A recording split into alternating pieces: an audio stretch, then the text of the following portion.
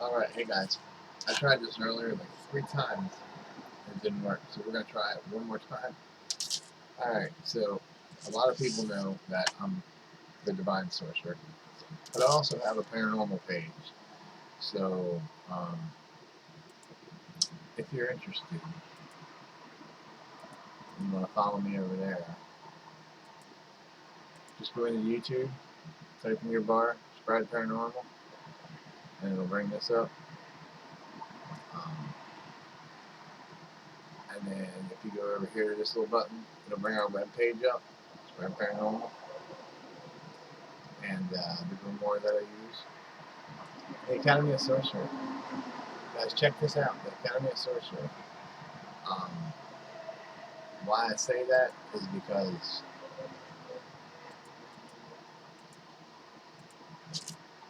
Sprad Paranormal is teaming up with the Academy of Sorcery and Brian Lovering. And we're going to do some things. We got together the other night, had a great time. We did an invocation for conjuration to open a gate. Has to do with previous investigation. That's why I mentioned Sprad. Go look at my previous investigation. I believe it's the Zellers case. You'll understand what we're kind of doing now. Anyway, the Academy of Sorcery, we're going to be coming up. There'll be 3 of us, me, Brian, and Peyton. Sorcerer Summit. We're trying to do it live tomorrow. If YouTube cooperates, I don't know. But we've been doing some pretty cool stuff there. So check out the website, check out Sprad's page, and I will leave you with this video here.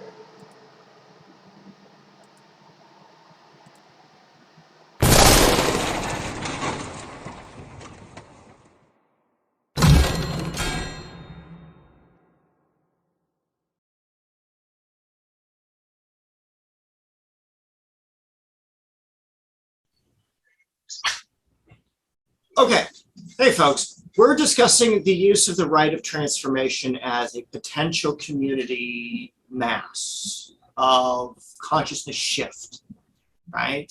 We are going to take mass consciousness and shift it and transform it. The foundation of the ritual was an invocation that I found on the House Kefru websites. So all thanks to Bellinger for creating the resources that made that translation available. But it was basically, I become through becoming, and by becoming became like those of the first time, right? And it's the invocation for the god Kefru, the god of transformation. And using the rite of transformation that I developed myself in order to be able to align the body and to align the internal energies to the planetary energies, and to be able to get these greater forces in balance. We're with Mike, who's preparing for this ritual, and we're with Peyton, who's done an oral transmission of this ritual. So Peyton, you've gone through for the last 7 months life with this energy. What would you say as a result of that work? And to Mike, as he goes through it, and as what we can do for the community and things that we could do to build audience awareness to why, hey, they want to pay attention to this. Hey, they want to come be a part of this kind of energy, this kind of connection to greater magics that we're a part of and attached with in a safe way. Well, I could definitely say this to you guys. In the terms of systematic magic, meaning series of rituals or actions to yield forth certain results that are reproducible by, the outcome is measurable, it's consistent. You can do it, you can repeat it, it'll be the same, it'll be the same, it'll be the same. I can tell you that I've worked other systems. I've worked a few. I've gone from, the Golden Dawn's magic to Thelemic magic to a techno shaman approach vis-a-vis the chaos magicians and whatnot. And as far as having power conferred, the results were overwhelming within the first transmission and recitation, you know. The timing of which was hilarious because it took place at the autumnal equinox.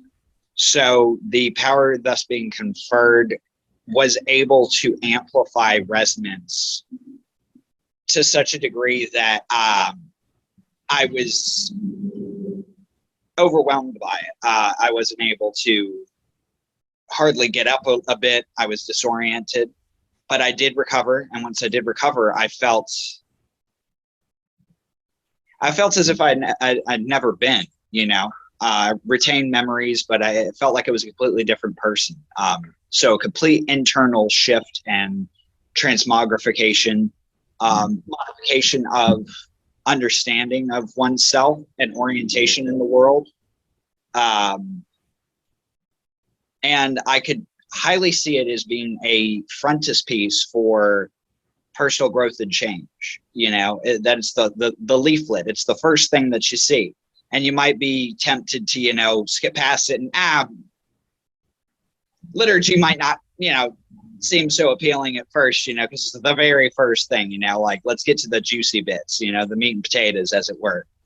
But I could definitely say that having practiced other magical systems, if you only practice that ritual solely for a year, to where you performed it and then let it be for a little while and saw the results in your consciousness and the way that you live your life, and the way that it attunes one's senses and the practicality of it, by the time you shifted and picked it up again, it would have even more progressively stronger effects over one's life and circumstance.